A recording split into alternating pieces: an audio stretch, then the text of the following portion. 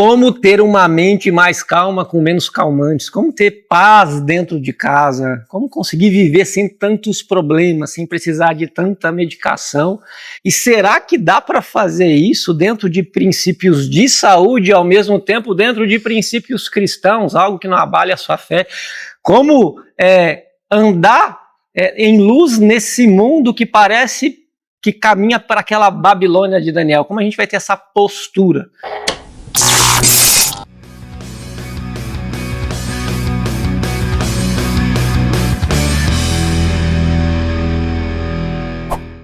Bem-vinda, bem-vindo, sou o Dr. Vili Batistella, psiquiatra na área. Esse é o episódio do Bibliotrio, esse quadro que a gente fala de princípios bíblicos que trazem paz, saúde, no corpo, na mente, no espírito. Se você é a primeira vez que está aqui no canal, já deixa seu dedão aí no like, tasca o cérebro no like. E se você não gostar, depois você dá um dislike, tá tudo certo. E já manda isso para outras pessoas. Bora lá então, hoje eu estou com um time de profissionais aqui para ajudar você. Gente do céu, que bom que vocês estão aqui. Começar a apresentar, são especialistas nessa área de aconselhamento bíblico que trabalham também com a saúde das pessoas. E hoje a gente vai juntar essas partes que fazem, vou ser meio redundante, né? Nós somos partes do corpo de Cristo, e nós estamos aqui com a referência de Jesus na nossa cabeça, mas para ajudar a levar mais saúde para você, e a gente ter que viver, não precisa viver aqui na Terra com tanto sofrimento, com tanto desgaste. Então, conforme eu fizer a pergunta, eu já vou apresentando para vocês, tá? Agora eu vou fazer uma pergunta com o pastor Anderson, aqui de Cianorte, meu irmão, meu amigo. Que alegria, Felipe, estar com vocês aqui. Bom demais, hein? Então assim, Anderson, algo que eu atendo bastante no consultório são mulheres sobrecarregadas, cansadas, frustradas, e muitas das vezes fazendo o que o que cabe a elas, se isso é para mim, o que não cabe a elas, tendo que levar a família praticamente nas costas. Aí elas se entregam demais, mas aí os filhos às vezes não escutam, não dá moral. O marido ou ele é irritado, ou ele deixa ela lá sozinha, ou ele é parado, e aí ela se sente sozinha ali mesmo, e de fato tá, e vai adoecendo. Eu tenho a sensação que parece que as famílias, principalmente pensando em casais, que tá uma desordem total, e no inglês, transtorno, disorder, e essa desordem na mente, ela não começa na mente, ela começa dentro da desordem do lar, do casal. Qual que é o papel? Como é que faz para uma mulher conseguir se posicionar, um marido, que às vezes é a mulher que é uma jararaca, iracunda e tal. Como é que faz essa questão para harmonizar? Existe um papel à luz da Bíblia, e se cada um ocupar esse papel, o negócio fica muito mais fácil, eu não preciso ter que dar remédio para remediar aquilo que não é possível? Pois é, doutor Felipe, na verdade, a Bíblia ela aponta muitos papéis para uma matriz familiar saudável. Todas as vezes que há uma desconexão geracional, todas as vezes onde essa mulher ocupa o papel do homem, ou o homem ocupa o papel da mulher, ou há uma inversão, até mesmo colocando o filho em papéis que são dos pais, a família vai entrar em caos. Então, para fazer uma organização da família, nós precisamos ir à luz da palavra. O que a palavra ela aponta sobre cada um dos seus devidos papéis. Nós atendemos geralmente em nossos gabinetes, nos aconselhamentos, tantas famílias que vêm com demandas, filhos que estão mostrando de uma forma latente a problemática da família, porque a matriz ela está deturpada. E quando nós recebemos esses casos, a primeira coisa que nós vamos fazer é colocar cada coisa em seu devido lugar. Quando nós falamos colocar, na verdade é apontar, né, quais são os papéis de cada um deles. E aí nós percebemos que às vezes o pai, que tem como papel, a figura paterna, tem como o seu papel de dar limite, proteção, provisão, direção, identidade. Esses são os papéis da figura paterna, né? Hoje, dependendo até do lugar onde nós estamos aplicando isso, nós falamos da figura de autoridade masculina, e que tem esses papéis. A mulher, ela também tem os seus devidos papéis, a figura de autoridade feminina, dentro de uma matriz familiar, que é consolo, nutrição, organização, relacionamento, vínculos ali, né? E principalmente ali a ideia dessa mulher colocar em ordem a sua casa, colocar as coisas no seu devido lugar, e é um papel crucial dentro de uma matriz familiar. E cabe aos filhos o papel de submissão, de obediência, né? De estar debaixo dessa estrutura familiar que vai ser protetiva e vai causar, vai imprimir no coração desse filho identidade. Quando esses papéis não são cumpridos, independente de quais são as consequências, ou melhor, independente de quais são os objetivos ali que aconteceu, né, na família, o fato do pai ser ausente, a mãe, às vezes, ela está ocupando o papel do pai e ela não consegue expressar afetividade, lógico que vai começar a ter consequências. E essas consequências causam muitos transtornos para uma família. E é onde que nós recebemos essas demandas e vamos começar, à luz da palavra, colocar cada um deles no seu devido lugar. Deixa eu dar um exemplo assim de algo que nós atendemos. Uma vez eu atendi um pai que chegou no meu gabinete com as mãos sujas de sangue. E ele chegou muito nervoso ali. E quando ele chegou, eu falei assim, o que aconteceu? Ele falou assim, eu tive que bater nele. E aí na minha mente, eu falei, teve uma briga familiar, tá? Eu sentei ele, acalmei, ajudei ele a diminuir a adrenalina e falei, me conta com detalhes o que aconteceu. Aí ele me contou a história, que ele estava passando perto de uma pracinha na cidade e ele viu a filha dele de 15 anos de idade atracada com aquele que nós chamamos do carça larga, né? Daquele menino que às vezes não é o estereótipo que todo pai quer para sua filha. E na hora que ele viu aquela cena, ele ficou tão irado que ele foi para cima do rapaz, tirou o rapaz de cima da filha dele, né? E começou a espancar o rapaz. E o rapaz estava cheio de piercing e tal. Isso acabou ferindo o rapaz, ferindo a mão dele também. E ele surtou ali, ficou desesperado, saiu correndo e foi me procurar. E aí ele falou assim, por que a minha filha, minha princesinha, eu criei ela dentro de casa, com tudo que ela merecia. Eu não sou separado da mãe dela, eu dei tudo que ela precisava. E aí ele perguntou para mim, por que a minha filha fez isso comigo? Aí eu respondi para ele, olha, provavelmente é que o carça larga deu para tua filha algo que você não deu. E aí ele ficou mais nervoso ainda.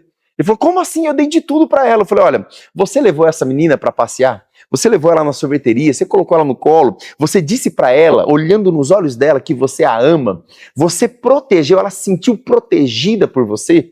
E aí na hora que eu fiz essas perguntas, ele disse assim, eu não tenho tempo para essas baboseiras. Eu falei, você não tem tempo, mas o carça larga tem. E nisso a gente percebe que há muitas disfunções, porque o homem ele acha assim que só cumprindo o papel de provedor, ele vai conseguir estabelecer na sua casa, na vida dos filhos, até mesmo da esposa, todos os outros papéis, e não vai. E essa mulher sobrecarregada também não vai conseguir atender a demanda que são papéis exclusivamente do homem. E, nossa, eu vejo isso demais, porque, eu trabalho para dar de tudo pro meu filho, para minha mulher, para minha filha. Eu coloco o dinheiro ali dentro de casa, quem educa meus filhos é a mulher que educa e pronto. Não é bem assim, então. Não, se o homem não cumprir o seu papel, essa lacuna vai ser preenchida.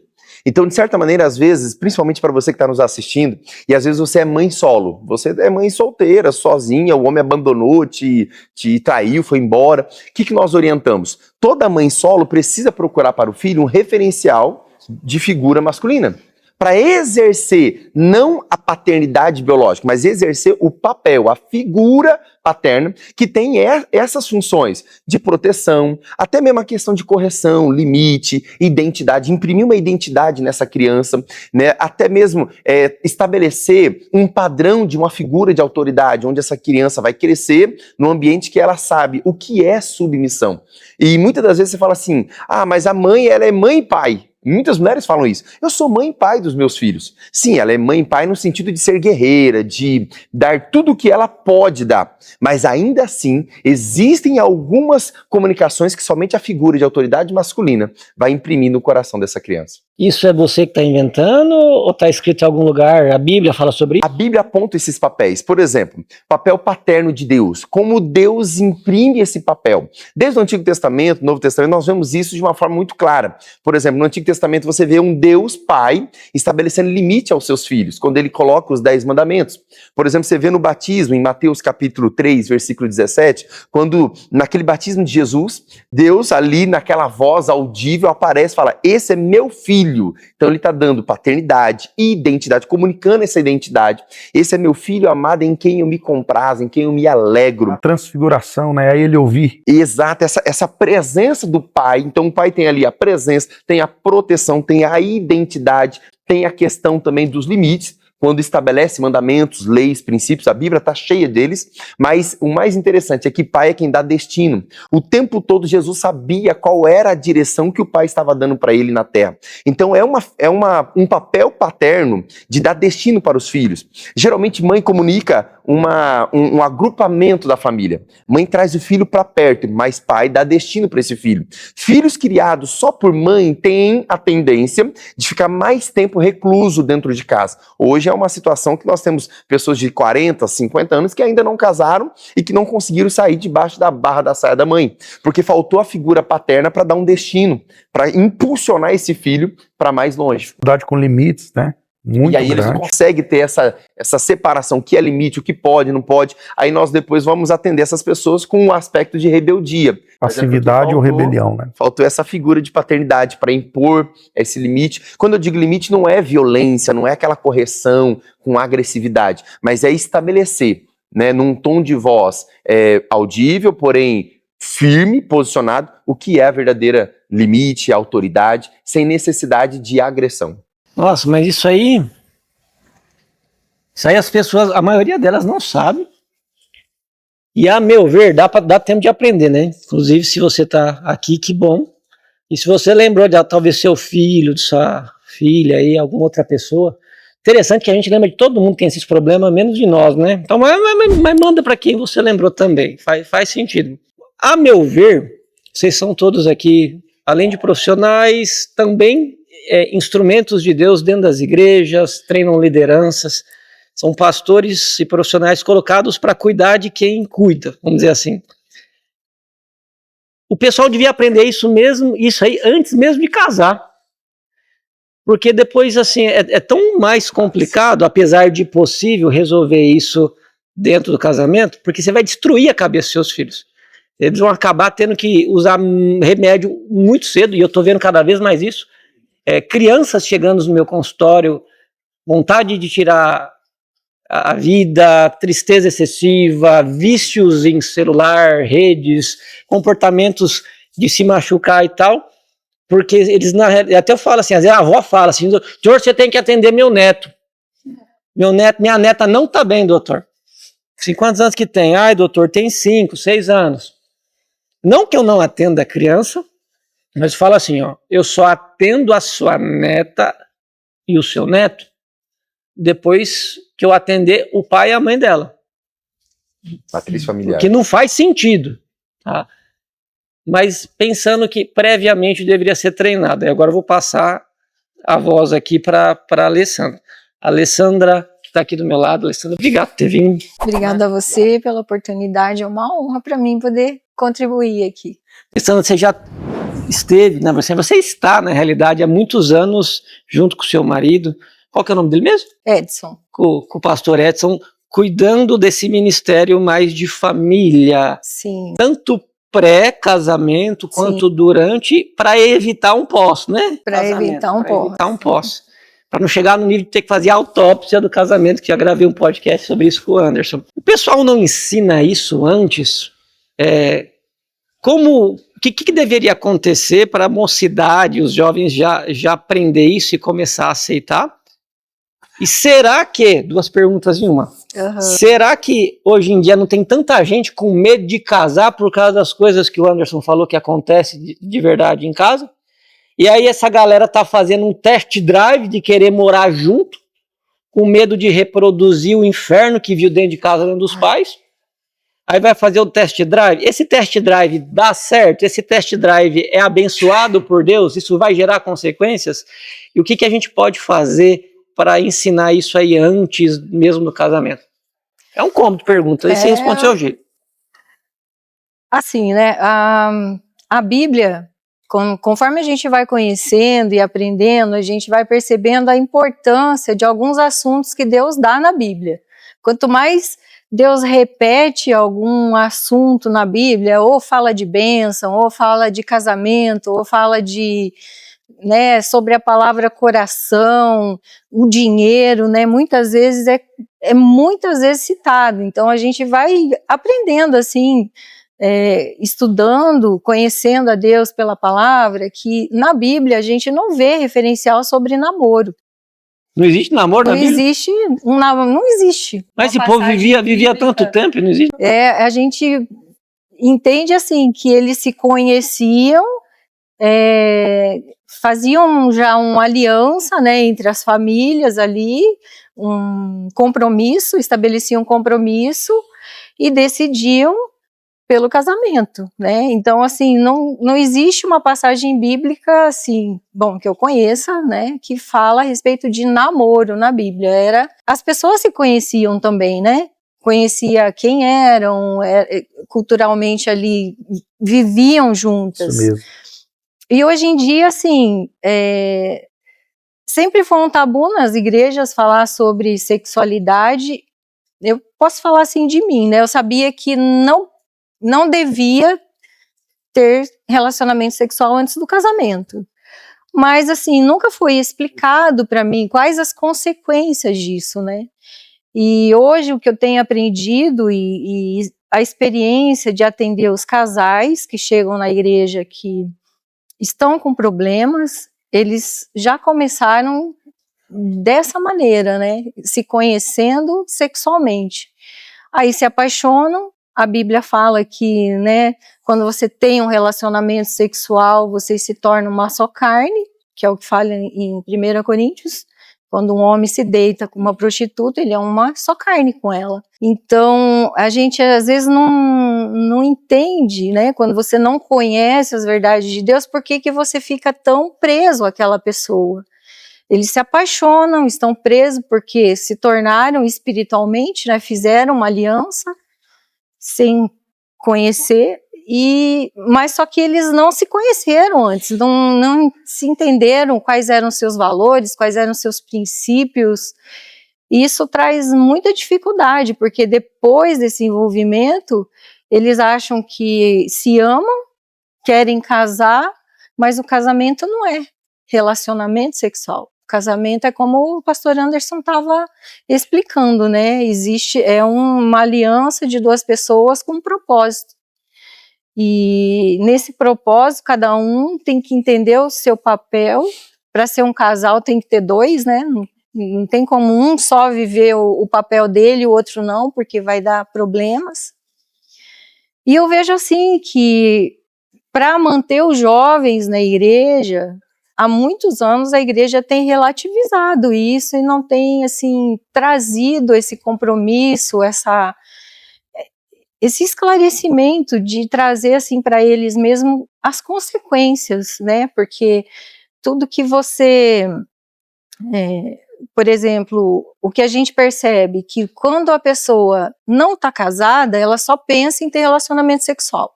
Tudo que eles pensam, eu quero ter sexo, então às vezes até para o jovem, assim, nossa, quando eu casar vai ser bom, porque aí eu vou ter a hora que eu quiser, quando eu quiser. Aí a gente que trabalha com os casais, que chegam se arrebentando, separando, você pega casal que já está há 3 anos sem ter relacionamento sexual, entende? Então assim, mas não casou? Então aquilo que era atração antes do casamento, começa a se tornar aversão. Por quê? Porque não era de Deus. O relacionamento sexual é um presente de Deus para ser desfrutado embaixo de uma cobertura espiritual que é feito quando você casa legalmente e tem uma aliança com Deus. Aí o casal começa a construir, né, o papel de uma só carne, e a intimidade deles vai aumentando em Deus. Fora da aliança, você está fazendo uma aliança num altar da imoralidade sexual, porque você não tem a cobertura de Deus. Quando isso acontece fora do casamento, enquanto não se está casado, tudo bem, eles moram separados, se veem de vez em quando, brigou, cada um vai para sua casa, mas quando casam a conta chega, né? Porque Aí eles têm que brigar e dormir junto, eles têm que conviver e um vai trabalhar. E é assim, o sentimento que dá, a hora que tá longe, você não vê a hora de tá junto. Mas a hora que tá junto, não se entendem, não conseguem conversar. Isso traz bastante atrito. Então, não sei se eu consegui responder. Sim. Então, vamos lá. A consequência espiritual, comportamental de quem adianta o prazer na relação sexual antes do casamento, a consequência dessa atração antecipada é uma aversão dentro do casal. Casamento. É isso. Eu vejo isso no consultório. Eu vejo, assim, a mulher, geralmente a mulher procura mais, porque ela é mais humilde, mais sábia, ela sabe que se ela não cuidar da saúde, a casa cai, porque tem um maridão ali que é omisso, negligente, violento e tantas outras situações. Mas como é que você casou com esse cara? Como é que chegou nesse nível e tal? Ah, doutor, a gente se amava, a química era boa e tal, e assim, homem da minha vida, eu me sentia diferente junto com ele e tal. Mas depois, sei lá, parece que é só briga, parece que eu não olho, parece que perdeu aquela coisa assim, sabe? Eu só não faço alguma coisa por causa de ter nossos filhos e tal. Essa é uma grande frustração das mulheres, né? Porque o homem, antes de casar, na conquista, ele faz qualquer coisa. Leva a mulher a idealizar um tipo de homem, né? Porque aquele homem que, de repente, ele manda flores, ele dá presentes, ele fala palavras para atrair, para conquistar, eu te amo, você é a pessoa mais importante da minha vida, né? E aí depois do casamento... É o homem do período eleitoral. O namoro é o período eleitoral, né? Depois você vai ver a vida do candidato. E a mulher, né? A mulher, ela é emocional, ela começa a idealizar, poxa, né? Eu sou uma princesa, ele faz tudo por mim, e né? vice-versa, né, Alessandra? E aí, a hora que ela casa, expectativa e realidade, né? Então, aí, por isso que, assim, os dois, eles precisam... Eu acho que ninguém nasce sabendo o que é o casamento, assim, uma vida de casado, porque por mais que você tenha tido pais referenciais, você vai casar com uma pessoa de uma família diferente. Isso. Então, como eu já ouvi uma vez, o casamento é a escola do caráter. É um tempo ali que os dois precisam abrir mão de si, buscar aprender. Nós temos que aprender. Nós temos que, o meu casamento foi salvo mesmo, porque eu não conhecia os princípios para um casamento. E quando eu e o meu esposo, nós participamos de um curso para casais, totalmente fundamentado com princípios bíblicos, impactou demais a minha vida, né? Ali eu pude entender o porquê do ritual de um casamento. Eu achava assim, é um ritual, todo mundo casa, eu quero passar por isso. Não. A importância espiritual, a cobertura disso, né? Então, eu, né, também não conhecia Jesus, não conhecia esses princípios, eu fui uma pessoa que experimentei, né, o relacionamento sexual antes do casamento, mas, assim, quando eu casei, eu e meu marido, a gente era muito diferente, totalmente diferente, como pessoas, como... Para você ter uma ideia, eu sou a filha primogênita, ele é o filho caçula, temporão. As minhas cunhadas são mais ou menos assim, da idade da minha mãe. Então a nossa diferença era muito grande. E eu achava assim, que casamento, eu amo ele, mas não é só isso. Se nós não fôssemos aprender com Deus, né, bibliotrio para o casamento, a gente não estaria juntos até hoje. Porque foi isso que transformou nossa vida, nós entendermos os princípios de Deus para o casamento. Daí nós nos arrependemos, né, de tudo que a gente fez que era contra os princípios de Deus e fomos transformando a nossa vida. Mas nós deixamos um legado para o nosso filho e ele entendeu isso e ele tem, assim, multiplicado isso e nós temos como como se diz, chamado, né, preventivo com com os casais ajudar também, que a gente puder ajudar antes do casamento, a gente quer passar esses fundamentos. Entendi. E aquela parte assim de porque isso não é ensinado em muitas igrejas, às vezes não é nem porque o pessoal não sabe, nem porque não é uma questão de os líderes não sabem, não. Pessoas bem colocadas numa estrutura de ministério, eles sabem, mas às vezes o medo é tão grande de perder os jovens, perder a mocidade ou os adultos jovens ali, que aí eles às vezes faz vista grossa, ou às vezes é declaradamente permissivo com esse tipo de pecado. Até falam, mas não trazem, eu acho que o peso da consequência. Isso. Entendi. A responsabilidade para cada mais um, profundidade, né? Eu acho que sim. E a autorresponsabilidade, né? Não deixar só para o líder, né? E... Todo mundo tem uma Bíblia em casa, podia ler e praticar.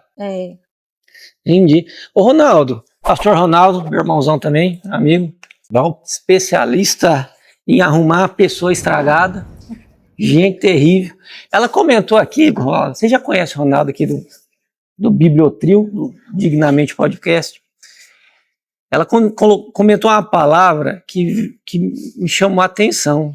É um ritual. Um casamento é um ritual.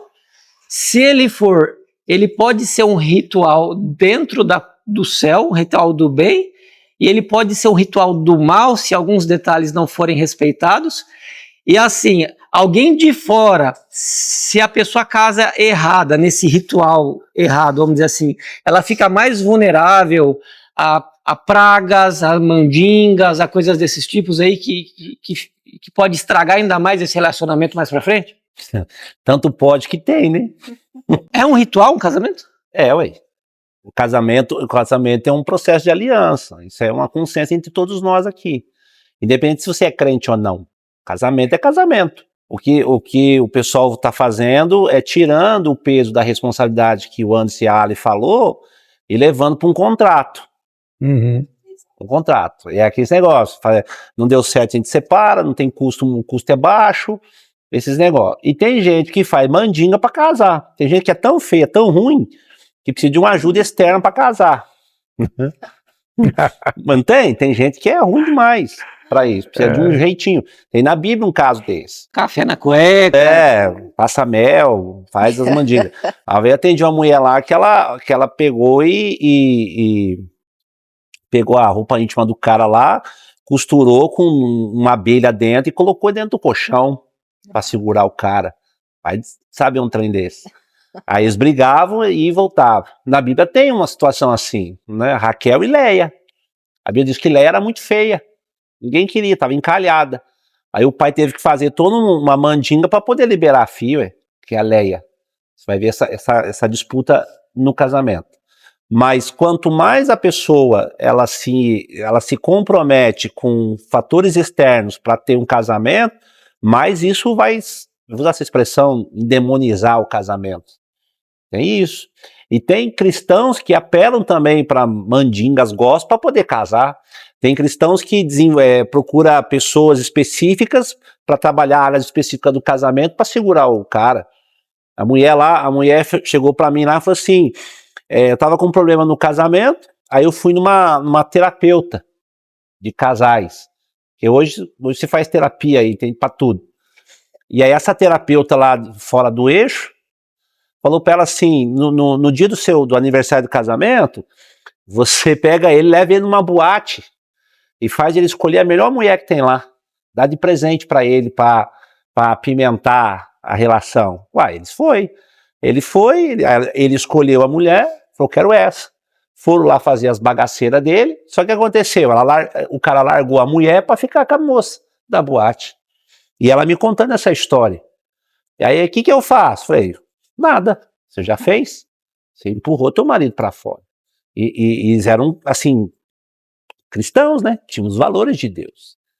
E aí eu fui conversar com o cara, falei, chama o cara. E o cara veio, sentou lá, falei, e aí, esse negócio aí?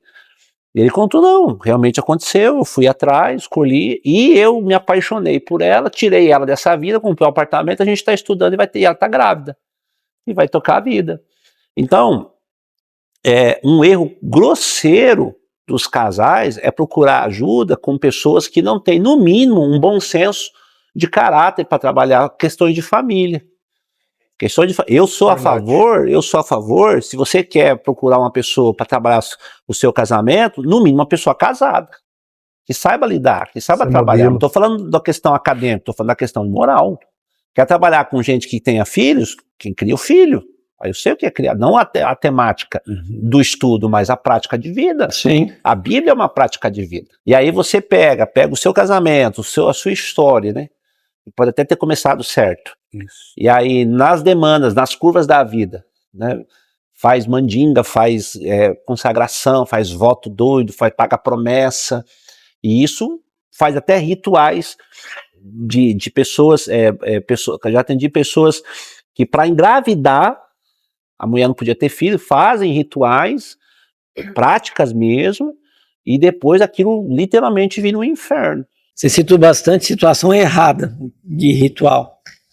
Quando eu era moço e tal, eu ficava pensando assim, tinha minhas pulsões, testosterona e tal. Assim, mas por que Deus proibiu justamente a relação sexual, gente, antes do casamento e tal? E na minha cabeça, quando eu falo ritual, não sei como que é você em casa. Ritual eu penso em pacto de sangue. Por que onde que tem sangue no casamento? Para o casamento ser um ritual? E por que não pode ter relação antes, que estraga esse ritual na presença de Deus? Uai, é simples. A sexualidade, o sexo em si é uma somatória de vários fatores. E tem muita gente sem vergonha, Felipe e pastores, que só casa para fazer sexo. Tem muito crente sem vergonha, gente sem vergonha à toa, que só casa pra, não tem que. A gente foi ensinado na igreja se abrasar a casa. Para não pecar. Lembra disso? Não, melhor não pecar. E aí casa para fazer sexo. Provérbios 16, verso 1 e 2 diz que Deus julga a intenção do coração. Por mais que o princípio do casamento seja um princípio nobre, a intenção do seu casamento é que vai ser cobrado. Esse é o ponto. Então a sexualidade é tão intensa, tão poderosa, que tem um capítulo inteiro no livro de Levítico que fala só de sexualidade, que é Levítico 18. Você vê o tamanho do peso que é isso. As distorções. As distorções, as proibições. Os filhos é o resultado de uma relação sexual. Uhum. Agora imagina uma criança sendo concebida numa disputa, numa festa, numa balada, o cara cheio de pó na cara, bebida, num abuso, num ritual de banda. Num carnaval, né? Num carnaval, numa orgia, não sabe quem é o pai. Percebe? Então, a sexualidade é tão espiritual quanto o dinheiro, quanto a salvação, quanto a cruz. Mas não tem que ter sangue para ser espiritual? Mas só o fato de você ter um relacionamento sexual já é uma transfusão de sangue, sêmen, suor, lágrimas. Entendi. E as doenças, né, transmissíveis. Entendi. Não, é verdade. Tanto é que se descobre como, que é filho de quem? DNA. Sangue. Percebe? Então, se as igrejas, se os pastores, se os terapeutas, os psiquiatras, os profissionais ensinassem na juventude o quanto isso é sério, porque a fatura chega. Sim.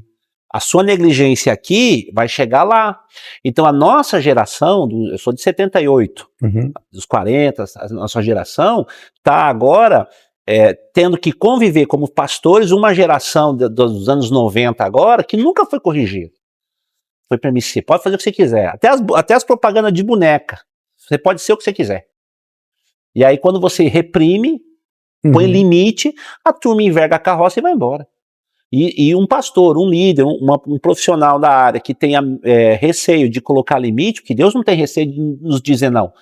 Nessa área, orientando as questões do casamento. Quando você chega um cara, igual o Anderson contou, o André vai contar, a Sandra, que você dá um tranco no cara, o cara parece que sai de 40 anos para 12. Chora, esperneia, você não é mais meu amigo, não é assim, Sandra? Aí procura sei lá, com crise. Querendo um milagre no remédio. Remédio. Então esses são valores. Então assim, você falou um negócio que agora fez sentido do ponto de vista científico. A relação sexual, ela tem uma troca de sangue, micropartículas e troca de DNA. Sim. Quando é um ritual aí em outras culturas religiosas, geralmente tem algumas mais complicadinhas, que tem sangue de animais derramados e tal. Então quer dizer que a hora que você está com a pessoa não é só uma questão de prazer, existe uma troca ali de sangue, de material genético, e se isso acontecer sem uma proteção, uma bênção de vida, que seria um casamento, é como se fosse um ponto de ligação no mundo espiritual para vulnerabilidades, para perseguições. Exatamente. Em Gênesis capítulo 2, versos 15, 16 e 17, é a solteirice de Adão. Deus discipula Adão em 3 vezes, não sabemos quanto tempo levou, mas Deus discipula Adão. Adão talvez pedisse Eva, quero casar, quero ter uma mulher, porque ele via lá jacaré, jacarô, leão, leoa, né, o hipopótamo, hipopótama. Ele falou, e aí, como é que faz? Ele falou assim, você não está pronto, cara. Deus leva 3 versos para discipular Adão. Você tem que trabalhar, você tem que andar comigo, você tem que ser sério, gente correta. No verso 18 de Gênesis 2, ele casa. Falei, um ajudador idôneo, não é bom que o homem viva só. Você nunca vai observar que Deus chamou Eva para conversa. Senta aí, Eva, vou ensinar você como é que o meu filho quer o pão, como é que ele gosta do ovo, como é que ele quer a camisa passada. Tudo que Eva sabia de Deus era o que Adão transmitia para ela, o que Adão era em Deus. Tudo. Deus falou para Adão, se você me amar, ela vai me amar. Se você me honrar, ela vai me honrar. Se você me respeitar, ela vai me respeitar. Se você me obedecer, ela vai me obedecer. Tá lá. Você vê isso lá. E aí, quando a gente entra no campo da sexualidade, tem meninas que pedem a virgindade com animais, com objetos. Sim. Tem meninos que a primeira relação desses caras é com bicho. Olha, a Bíblia fala que homem é uma confusão. Levítico 18. E aí, cara, essa turma casa. Como a Alia acertou, não tem uma orientação, não casa. Aí imagina a bagunça que é. E aí vai para Jesus. Aí Jesus ele põe aquela capa de gospel, passa aquele verniz, né? E olha a bagaceira que é. Aí chega nos nossos consultórios e dá um trabalho. Aí quando você vai ver o histórico geracional dessas pessoas, você vai ver o tamanho das falhas, que é o papel que ele falou, um trabalheira que a Ali tem, que nós temos para consertar esses caras. E dá para arrumar. Arruma, mas ficam sequelas. Entendi. É reformar uma casa com gente dentro. Quanto menos estragado, melhor. Quanto mais novo aparecer, a massa tá mole. Mas reformar casamento, né? Os caras já estão tudo duro ali. Você vai achar pó até dentro das colheres. Então, é uma bagaceira, né? É uma bagunça. Aí vai lá passando, aí os caras ficam doidos. Aí muda. O homem quer virar mulher, mulher quer virar homem, criança quer virar bicho, bicho quer virar criança. Vira uma bagaceira, vira essa confusão. E é uma confusão. E aonde teve isso? Numa Gênesis. Aí o pessoal fica culpando, os dias de hoje, como que o mundo está hoje, mas quem fez esse mundo ruim de hoje foi essa falta de cumprir princípios lá do passado. Sim, das gerações passadas. Isso, a Bíblia é muito clara. É um legado. A Bíblia é muito clara. Quão felizes são os filhos de um homem bom, justo e fiel. A Bíblia deixa isso. Um homem justo de caráter anda de cabeça erguida e não teme nada. Percebe? Então, os filhos, eles são... O homem de bem deixa herança para o filho. Os quartos cientes de riquezas e delícias. Então, quando você estuda o livro de Provérbios, você vai ver os conselhos, tanto que é do Provérbio capítulo 1 até o capítulo 9, eles começam assim, filho meu, atenta para as minhas instruções, filho meu, busque conhecimento e sabedoria, filho meu, ouça as instruções do seu pai, filho, você vai ver o quanto isso é fundamental. André, cumprimentar você, meu irmão. Fala, meu amigo. Obrigado por estar aqui. Alegria. Pastor André, ele é líder de vários outros pastores, ensina, trabalha bastante pastoreia também. Sim. Na mesma sequência, eu já vi em algumas igrejas, algumas pessoas falando, algo que antecipa isso que o Anderson falou, que a Alessandra falou, que o Ronaldo falou. Mas depois que batizar tá tudo certo. Vai lá, aproveita o mundo, não dá nada. Às vezes é um pai e uma mãe, André, que fala assim, não devia ter casado tão cedo. Deixar viver. Podia ter aproveitado um pouco mais. Depois batizava, estava tudo perdoado e zerava a conta e seguia em frente sem dar nada. Em Cristo tudo se faz novo mesmo, não dá nada, dá uma pontadinha agora. Biblicamente, E como que é isso? Quer dizer que depois do batismo, eu voluntariamente posso dar uma aprontadinha, que eu sei que depois eu já sei que Deus existe, Jesus existe, eu dou uma mergulhada, eu saio, tá tudo zerado, eu não vou colher consequências disso? Esse é o problema, né? Porque a gente acha que a vida começa a partir de aceitar Jesus, né? A gente nega toda uma história, primeiro de herança, genética, e aí a herança não começa, não é só herança genética, a herança vem até 6, 7 anos, numa formação de identidade. Então você é resultado das suas vivências infantis também. Então, quando você vem para Cristo, você não é daqui para frente.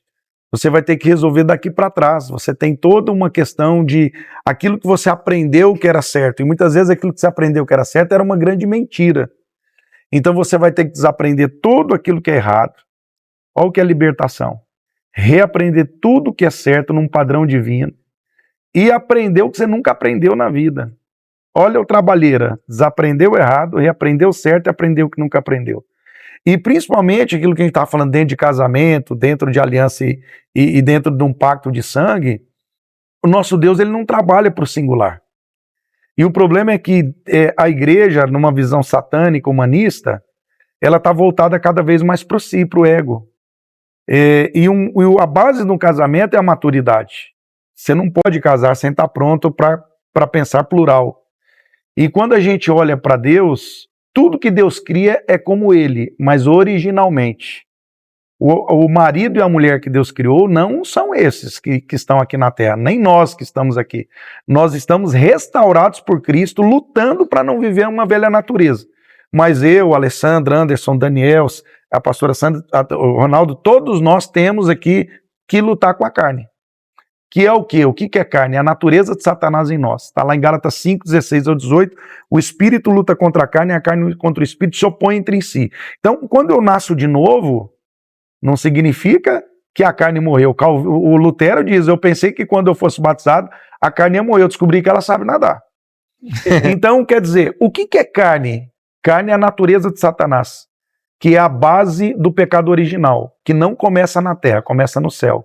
Colocarei o meu trono acima do de Deus, serei igual a Deus. Então, o que é o pecado original? É uma idolatria do ego. Então é o diabo querendo ser igual a Deus, ou estar acima de Deus. E essa é a natureza de Satanás. Primeiro, uma inversão de papéis e quebra no princípio de autoridade. E segundo, não só numa inversão de papéis e princípio de autoridade, mas no egocentrismo. Deus é plural, uno, 3 papéis, 1 caráter. Então Deus sempre vai trabalhar de maneira que o pensamento é plural, mas há o singular, que é o todo. Deus não trabalha para o indivíduo, Deus trabalha para o todo, para o coletivo. Então Deus nunca vai promover uma pessoa, Ele vai promover um propósito. Aqui Deus não está promovendo ninguém aqui. Deus está promovendo um propósito. O diabo trabalha do plural, que é o céu. Olha quantos anjos tinha aqui, mas ele queria ser igual a Deus. Ele está pensando no todo em si. Nele. Então o diabo trabalha do plural para o singular. Rebelião. Deus trabalha do singular para o plural. E esse é o problema do casamento. Quando eu entro dentro de um casamento com um pensamento singular, eu não entendi que é o propósito divino.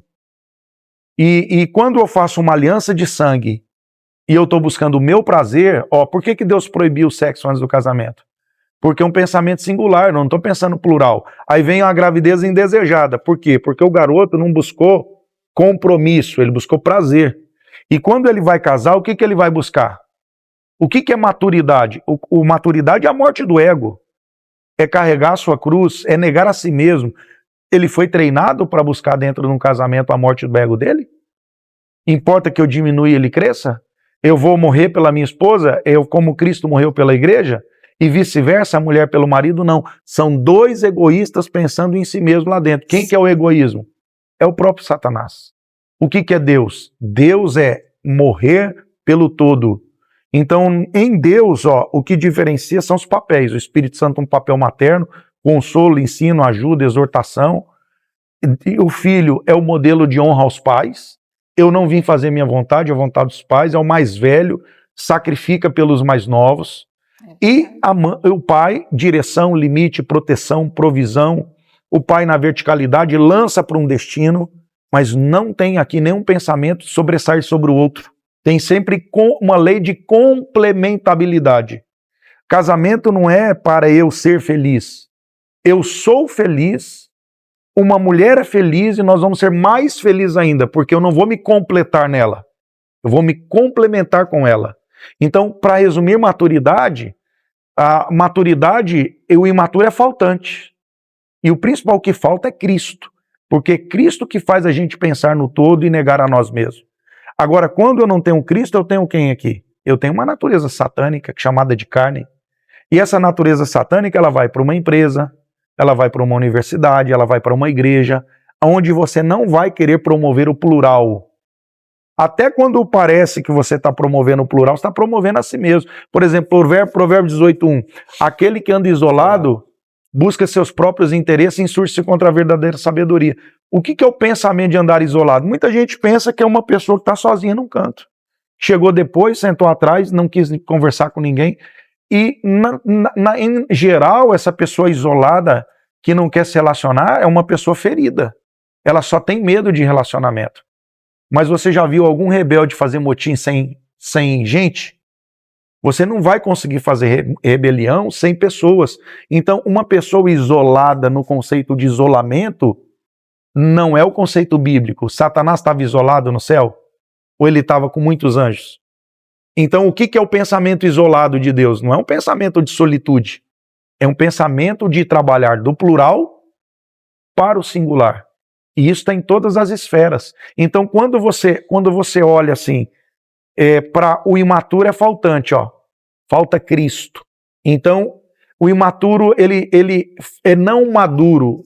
Ele não é um ruiós, ele é um tecnon, filho imaturo. Ele não foi preenchido por pai, por mãe. Tem falta. A vida dele é passividade, rebelião. A vida dele é egoísmo. Então, quando ele vai para qualquer esfera da vida, na escola, ele usa.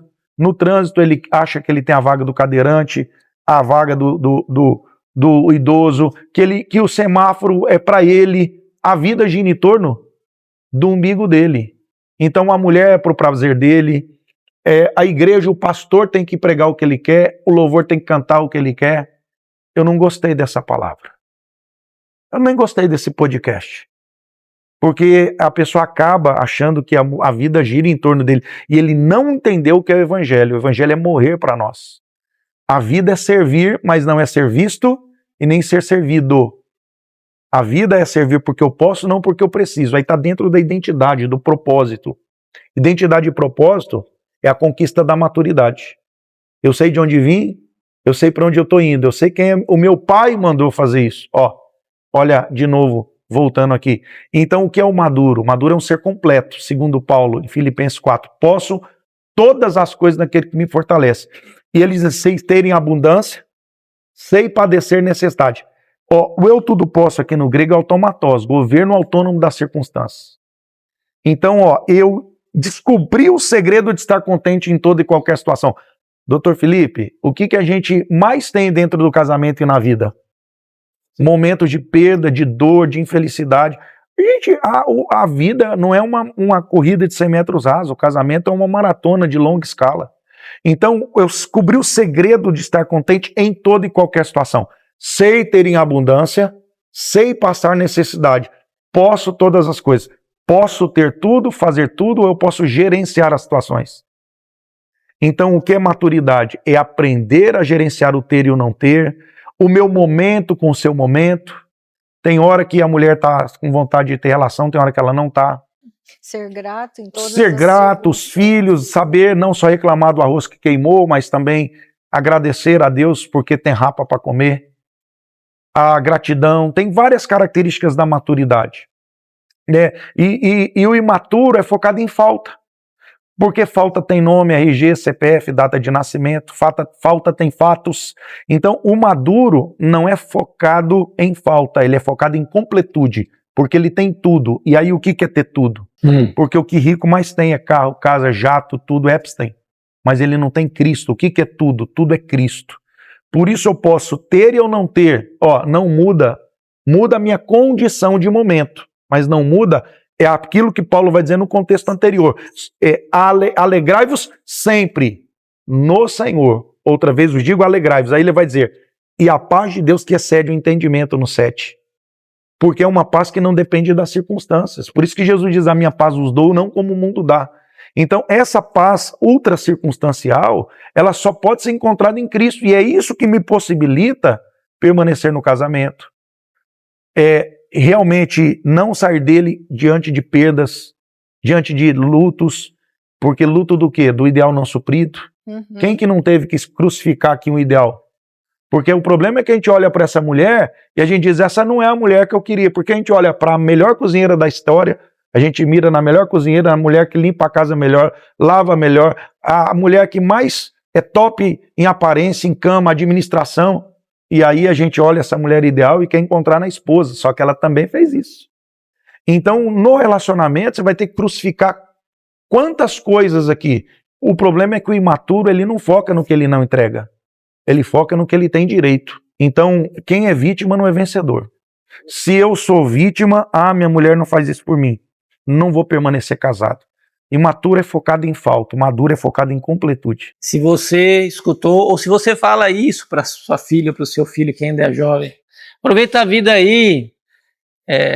Esse conselho é de um pai e de uma mãe imatura, sem Cristo. Que não se encontrou, não se preencheu totalmente em Cristo e deseja um prazer que não teve acesso antes do casamento e às vezes tem quase uma expectativa de se realizar às vezes no filhão que tá pegando meio mundo. Isso. Na menina que experimentei antes, fiz um test drive. Então é um conselho de um pai e de uma mãe imaturo para um jovem que é jovem, é imaturo. Como se eu precisasse provar muito para encontrar um.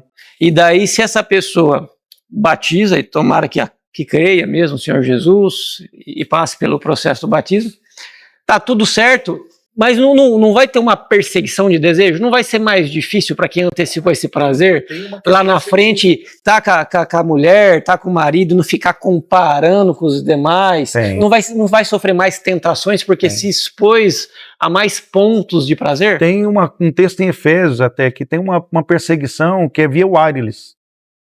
Toda relação sexual ela tem um pacto de sangue. Então você deixa uma alma fragmentada, você carrega um pedaço de alguém e deixa teu pedaço em alguém. E os demônios, eles têm um ponto de contato chamado memória de prazer. Porque os demônios trabalham também numa área cerebral. Depois você fica fazendo comparação. Aí você vai dizer assim, mas puxa, quem só teve relação com uma vai ter curiosidade. Tá, eu tive uma relação com a minha esposa. E aí pensa bem, eu tenho uma curiosidade porque, eu só sei como é minha mulher. Mas eu tenho uma luta por curiosidade. E se eu tivesse experimentado 100? E comparação não é pior que curiosidade? Fora o nível de alianças espirituais e perseguição que fica. E a luta de você ter que lidar com memórias e comparações é infinitamente maior, e a perseguição espiritual de quem tem uma aliança com a esposa. Uma aliança ali dentro do casamento. Agora, claro, a vida é dor. A vida é dor, a vida é rejeição do pecado. É uma coisa que o Tiago Brunet fala, sacrifício ou sofrimento, qual a tua dor? Maturidade é aprender a lidar com dor de sacrifício. O imaturo lida com dor de sofrimento. Dor, pastor, ou doutor, você vai ter. Por exemplo, eu caso virgem, eu fico com uma mulher só, eu vou ter a dor do sacrifício. Agora eu fico com um monte de mulher, eu provo várias mulheres, e aí vai vir a fatura. Que dor que eu vou ter? Do sofrimento. Então dor você vai ter. Qual que o senhor prefere? Qual que eu prefiro? Eu fui inteligente. Eu prefiro negar a mim mesmo e renunciar e ter lutas e conflitos, porque não vai dizer que ninguém aqui não teve luta para ser fiel. A gente é em todas as áreas, não só no casamento, não só na parte da sexualidade, mas o que a gente não quer perder? Isso é maturidade. Maturidade é todo dia fazer uma análise. O que eu não quero perder? Eu não quero perder o respeito e a admiração dos meus filhos. Eu não quero perder todo o patrimônio que Deus me entregou, espiritual, emocional, ter um testemunho diante de Deus e das pessoas. Eu não quero perder minha vida eterna. Eu não quero perder tudo que Deus me entregou. Então eu vou fazer o quê? Sacrifício. Agora, se eu cruzar uma linha por meia hora, 1 hora, 2 horas de prazer, eu vou ter uma dor, talvez ad eterno, que eu vou perder a vida eterna, mas eu vou perder o respeito dos meus filhos, talvez uma herança totalmente espiritual e até patrimônio financeiro. Quantas pessoas que perderam tudo que Deus entregou para elas, até em posses, porque não souberam governar a si mesmo. E aí que entra Provérbios 16:32. Mais poderoso que um homem que conquista uma cidade é o homem que domina a si mesmo. E o que está se falando cada dia mais que é poder? Poder é você ter um carrão, uma casona, condomínio fechado. Ser feliz. E aí, cara, o que é poder para Deus? É você poder ter todas as mulheres, mas você só precisa de um, porque maturidade é o governo das suas vontades. Maturidade é quando você aprende a ter domínio próprio. E como o Cote diz, que não tem domínio próprio, Ronaldo? Tem demônio. Tem demônio próprio. Nível de governo interno é nível de governo externo. Né? Deus só promove quem se resolve. Né? No céu entra só gente madura. Então, assim, como você... Eu tô pensando na figura de alguém que tá solteiro. Mas, meu Deus do céu, não é fácil não, gente. E a pessoa gosta, né? Admira, tem aquele desejo. E que bom que tem, que o dia que casar é melhor que tenha e aguenta as pontas e casa do que chegar lá, não ter nunca e frustra o companheiro. Mas como que eu lido, deve estar pensando, mas como que eu aguento as pontas, gente, antes? Daí você falou essa parte de Filipenses, quanto mais perto a gente se aproximar de Cristo, quanto mais intimidade, tempo de oração, de meditação na Bíblia, engajamento, estar junto em reuniões da igreja, grupos de oração, louvor, ter prazer nas coisas de Deus vai ajudar você a segurar as pontas para não ceder ao prazer que pode tirar da intimidade com Deus. Tem dois tipos de prazer, o bom prazer e o mau prazer. Então, assim, a gente vai buscar o prazer de Deus.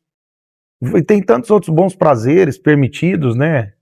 Você pode fazer uma caminhada, um esporte para gastar energia, para você não estar com foco só naquilo ali. Mas precisa muito ensino. Ensino. Porque ele disse assim, como eu vou evitar isso? Essa geração não tem esse ensino. Eles não receberam isso dos pais. Já vem já com padrões dos pais já. E mais a mídia, mais toda essa liberalização que hoje se tem, não há ensino profundo nas consequências dessa antecipação. Não há ensino. Eu vejo hoje na igreja, eu tenho 50 anos de igreja. E mesmo hoje eu não vejo quase ensino profundo. Só não pode, que é pecado, para não abrasar vai lá e casa. Sim, e a maioria está ali com sexo rolando solto. E infelizmente até não tinha na geração, não tinha na geração anterior, né, Sandra? E muitas vezes o que o Dr. Felipe falou, os pais mesmo querendo viver aquilo que os filhos estão vivendo. Frustrados e nas suas frustrações com expectativas deles. Gente, quem está falando agora é a Sandra, minha amiga, psicoterapeuta. Eu entrei, perdão. Não, que ótimo. Toda liberdade, que bom. Porque uma hora vai ter que chegar na psiquiatria, na psicologia, e eles querem que a gente faça milagre, né, Sandra? Sim. Mas existe um perigo aí. Porque nós estamos falando de assuntos, a ciência chamaria de viés. O que é um viés? Numa mentalidade, numa cosmovisão bíblica. A gente respeita quem não tem isso como referência. Mas se você acredita na Bíblia como algo que veio da parte de Deus, principalmente se você acredita que ela é a palavra de Deus, então você está entendendo essa conversa. E se está doendo, não é que é ruim, é que é o Espírito Santo te incomodando, te confrontando, para você se alinhar. Mas deu ruim, Alessandra. Não foi treinado pela Alessandra antes, não procurou vocês, não fechou os pactos malucos lá dos vencimentos dos capirotos lá com o Ronaldo, não teve essa experiência de aprender os papéis com o pastor Anderson, não foi ensinado, essa pessoa não foi discipulada por alguém como o pastor André, que tem essa pegada de maturidade espiritual para você, assim como Paulo conseguiu, o Espírito Santo ajudou ele, pode ajudar você, estar bem em Cristo, mesmo sem casar, né? Mesmo na escassez de prazer sexual ou outro prazer, ou na abundância, que é o que o povo espera que vai ter depois que casar, mas nem sempre nem sempre, quase nunca é tão assim, né? Mas Sandro, deu ruim. estou com sintomas ansiosos, depressivos, passou lá no Dr. Felipe, deu uma arrumadinha de leve na bagunça, porque vocês acham que eu vou dar um comprimido, vai arrumar a vida de vocês. Na verdade, o comprimido, quando necessário, é porque você demorou demais para curar eles, deu muito ruim, estragou seus miolos, eu vou ter que fazer uma fita isolante, uns parafusos que faltam na cabeça, para você ter condição de arrumar a sua vida. Mas eu vou procurar um psicólogo, um psicoterapeuta. Sandra, você é uma mulher de princípios cristãos e também atua na psicoterapia. Existe um perigo da pessoa ir num psicoterapeuta para tentar arrumar isso e acabar estragando mais alguma coisa ainda? Eu devo ir num psicoterapeuta cristão? Será que só da pessoa eu saber que ela é de uma igreja e tal, isso é o suficiente? Quais critérios? Ajuda o povo assim. O que ele tem que ficar ligado? Procurar ajuda não é errado, mas o que eu tenho que ficar esperto na frente do psicoterapeuta para ele me ajudar sem comprometer meus valores em Cristo? Isto. Bom, há N processos terapêuticos. Então, um terapeuta cristão, ele considera o quê? O ser humano, um espírito, tem uma alma e habita num corpo. Ele tem que ver as três partes. E o quê? Acima de tudo, a terapia, ela é conhecimento. O processo terapêutico leva a pessoa a se conhecer, e aí o cristão vai levá-la a conhecer os seus pontos, suas emoções, suas crenças, seus erros. Leva à autorresponsabilidade. Ele falou muito antes de ontem. Por exemplo, uma criança que foi abusada. E ela tem dores emocionais. E ela tem alguns distúrbios. Ela tem problemas sérios na sua vida. Ela não é culpada. Então, o terapeuta cristão vai usar técnicas, ferramentas da neurociência que ajudam a liberar essas dores, a ressignificar isso daí, porque o corpo guarda memórias. Meu Deus. Agora, se ela também continua agora no adulto, indo por caminhos e perpetuando isso que foi aberto lá na infância, aí a responsabilidade dela agora é entender que isso é errado, que ela tem que parar, porque tem consequências. Principalmente sexualmente, as consequências. Olha, doutor Felipe, de 10 pessoas que vêm para mim, 9 são mulheres. E as 9 sofreram abusos na infância. Tudo cristão, eu só trabalho com gente cristã. Porque elas vêm para mim porque eu falo, olha, eu vou trabalhar, e eu vou ouvir a tua história, e eu vou ver se é geracional, de origem geracional, se é emocional ou se é espiritual. Eu já deixo claro, então o terapeuta cristão, ele precisa deixar claro essas 3 áreas na vida da pessoa, para ela ver o que ela tem que relevar, o que ela tem que perdoar, o caminho de volta que ela tem que fazer, o que ela tem que liberar de emoção doentia ali. Então tem terapeutas, com todo respeito, ok, público, que às vezes eu tenho clientes que chegam para mim e dizem, olha, eu estava numa terapia onde meu casamento está um caos, e ela disse, deixa dele, vá ser feliz. Tá. Como que pode? Se fosse um terapeuta cristão que entende nesses princípios bíblicos, por situações de incompatibilidade de pensamentos, não, larga, vai ser, não fecha, por mais que ele vá numa igreja que tem Cristo escrito, às vezes dentro dele, do consultório, aí isso está dissociado, isso é perigoso. Pois é, e ela, perigoso, aí ela veio, eu falei, deixa eu ouvir tua história, vamos ver o começo do teu casamento. Como é que foi o começo, eu já vou assim, como é que foi o começo do teu casamento? Tá. Tiveram sexo antes? Tivemos. Teve filho antes? Tivemos. Tá. Como é que foi a tua história? Teus pais, como é que foram?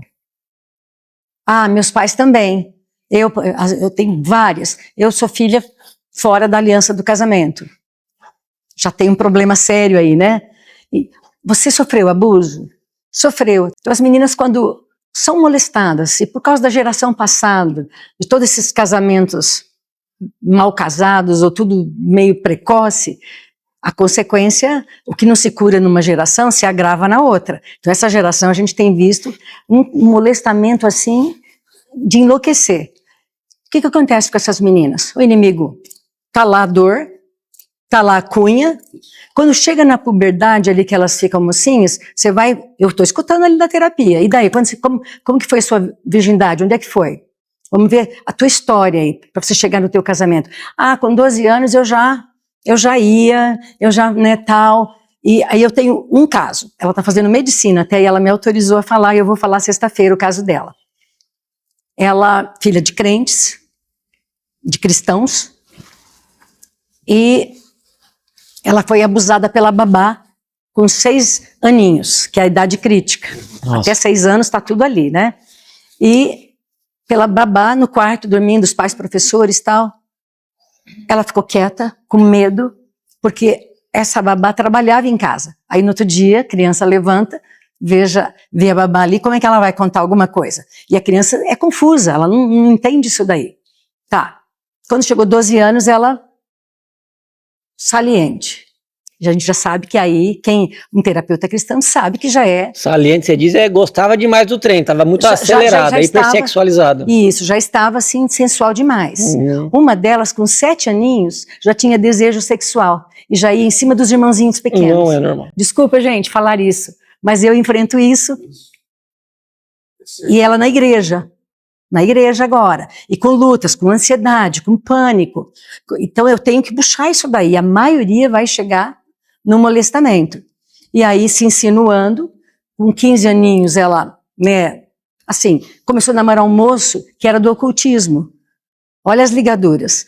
E nesse ocultismo ela foi com ele, mesmo sendo cristã, e ali se envolveu, se entregou, mas daí quando chegou aos 18 anos, olha lá o que o inimigo faz. Ela disse que perdeu a química para moço.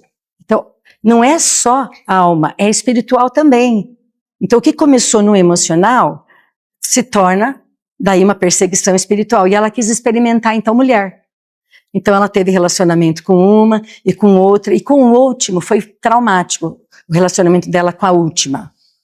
Humilhava, zombava, ridicularizava, enfim, desencadeou nela ansiedade e pânico terrível, medo de morrer, senso de inutilidade. Ela chegou assim para mim com isso. Falei, uau, você com 23 anos fazendo medicina, conheço os pais dela. Mas os pais também tiveram todo o histórico de imoralidade. Mesmo casados, teve adultério. Então, assim, o terapeuta cristão, ele vai ter toda essa leitura. Então, o que eu fiz com ela? Eu fiz, primeiro, ressignificação do trauma lá, do abuso. Aí é neurociência. Uma ferramenta, uma estratégia onde ela teve a experiência de novo, tirei a mordaça dela, para ela daí expressar ali naquele momento o que ela estava sentindo, o nojo, a confusão, o medo. Depois ela ressignificou, como? Aí, neurofé, que eu chamo neurofé. Como que ela ressignificou? Eu falei, como é que ela poderia tornar aquele momento ali de madrugada, com a babá ali, de uma maneira saudável? Eu chamei Jesus para vir. E acredita que Jesus veio? Uau. Nossa. Então, assim, uma psicoterapia com base científica, técnica, mas um alinhamento com princípios, vamos pensar assim, é uma estratégia poderosa contra traumas, adoecimentos no corpo, na mente e no espírito. Sim. Eu acho que o grande problema, um dos grandes problemas da utilização da ciência, ainda mais para quem tem princípios cristãos, é quando você quer ajudar a pessoa a qualquer custo, inclusive mesmo que custe a própria alma, mesmo que custe a própria salvação, é querer ajudar a pessoa a se sentir bem no momento. Rejeitar a dor sem entender o porquê da dor, para se sentir bem, para ter prazer no momento. É muito humanista. Ela visa muito o bem-estar. O importante é você estar bem, é você ser uma pessoa egocentrada, sendo que, assim como o pastor André nos explicou, o nível de maturidade e de domínio que Cristo nos ensina está justamente para poder escolher negar um prazer momentâneo para viver na eternidade com aquilo que é sublime e não acaba. Então, assim, cuidado para você procurar profissionais que te ajudem a sair do fundo do poço, mas que te alinhem para você não ser uma pessoa egocentrada, e sim para você se sentir cristocentrada, que é um outro nível de saúde e sabedoria. Esses dias lendo um livro, até veio na minha mente assim, nossa, eu pedi perdão para Deus na hora, falei, Senhor, me perdoa, porque por anos da minha vida como profissional, eu queria fazer as pessoas só se sentirem bem. E às vezes eu até autorizava o uso de medicação para tapear responsabilidade que a pessoa negava de mudar o jeito de viver.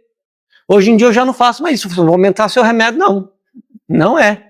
Ah, mas eu não estou bem ainda, porque você não resolveu, você não procurou ficar maduro, é que você não confessou, você não contou, você está querendo, não vou alienar você com química nenhuma, não. Tá? E aí eu comecei a entender que o importante é sim fazer a pessoa, olha que paradoxo, eu preciso ajudar alguém a ter autoestima, mas não é autoestima com U, é autoestima com L, é autoestima. É não eu me sentir bem, é eu olhar para o céu e assim perceber como que o céu me estima pelas renúncias que eu faço em benefício de um bem maior. Autoestima é quando você entende que você não está aqui na terra para se sentir bem, você está para fazer o bem mesmo que isso doa, porque é uma glória em Deus a gente padecer por dores que Jesus também passou. Perfeito. Tá? Então é bom a gente ser autocentrado, mas é autocentrado com L, é centrado nas coisas do céu, porque daí a gente tem o céu dentro de nós. É inaugurar o reino, não o próprio reino, mas é o reino de Cristo que provou que dá certo viver diferente nessa terra. E isso incomoda. Só que assim, Anderson, meu Deus do céu, são muitos problemas para chegar nisso. Eu queria falar com vocês, alguém deve pensar, como é que eu falar com a Alessandra, e com o Ronaldo, e com a Sandra, e com o André, e com o Anderson?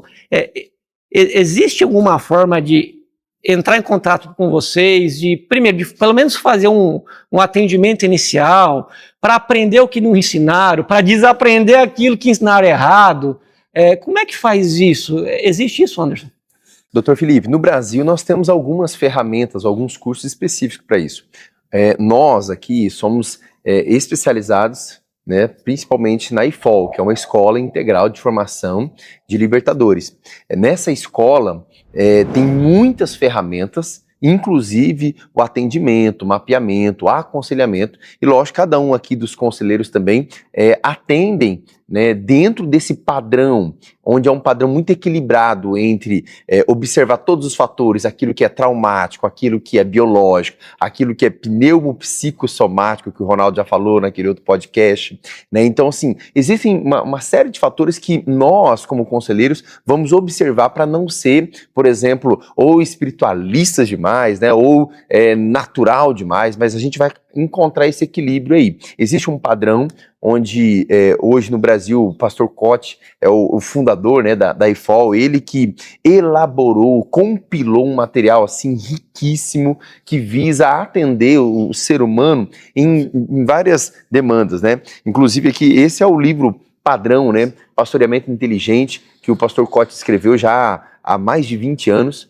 e que hoje eu diria assim que é o nosso livro de cabeceira para praticamente todos os conselheiros, né, onde nós conseguimos atender aí o ser humano quase na sua totalidade. É lógico que as IFOL elas acontecem no Brasil em alguns lugares, tanto presencial quanto videoaula. Hoje nós estamos aqui, né, em Maringá fazendo essa IFOL presencial. Para nós é uma alegria reunir esse time que está interessado mesmo em ver pessoas sendo libertas, curadas, restauradas, não somente trabalhando a libertação como algo pontual, mas um processo de acompanhamento, aconselhamento, de santificação, de reeducação, que faz com que essas pessoas possam não só encontrar suas demandas e equilibrá-las, mas também ser canal de bênção na vida de outras pessoas, para também encontrar as demandas, né, e encaminhar para conselheiros específicos, né? Então a EIFOL, essa escola que vai ensinar tudo isso que a gente falou, mas com profundidade, com detalhamento. Na EIFOL a pessoa, além de aprender, ela também é atendida?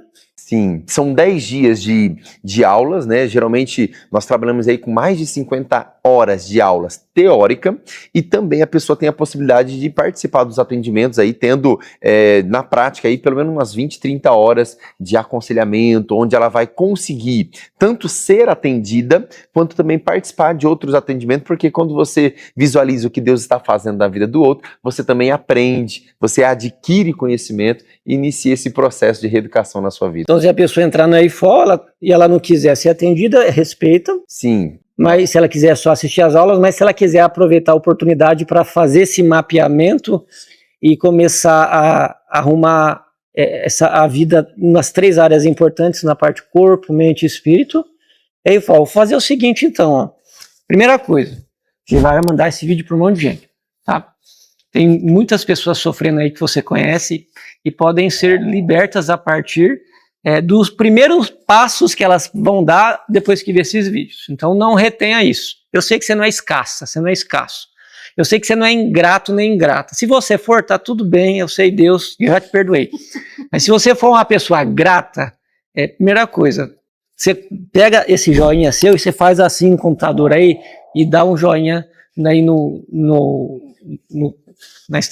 YouTube, porque daí o vídeo já vai conseguir chegar a outras pessoas. Depois você clica no compartilhar e manda para outras pessoas, porque daí você, além de grato por deixar o seu like, você mostra que você é abundante, você não é escasso, você não quer aprender só para você, você quer que isso chegue a outras pessoas.